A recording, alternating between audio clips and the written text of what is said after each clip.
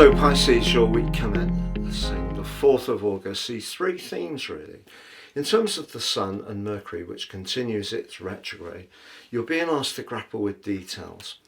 Details are fine, we all need to have some structure and organisation, you know that, but there's also a part of you that's very imaginative and creative, and that part is going to be blessed right at the end of this week, but not before the demands of work or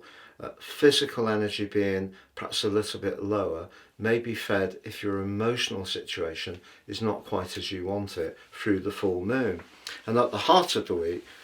with Mars moving into your 8th house, where you're connected to people, you want to feel there's a passion, a point to it, but you also want to feel heard and seen. And if you feel that, say for example, you're not rewarded at work or appreciated as much as you could do, that can stick in your throat a little bit. But is there something around those creative hobbies or interests, or perhaps if you're a maker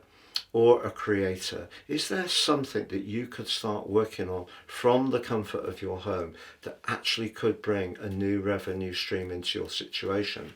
Because the visionary Uranus linking with Pluto in the part of your chart to do with deep inner resources and past experiences, linking to Mars suggests if your desire is strong enough, doing something radically different, but also having the confidence to express what really makes you buzz, which is often being that much freer and not being caged into that routine, could see you start to be drawn towards something that maybe you haven't quite considered could be a source of income.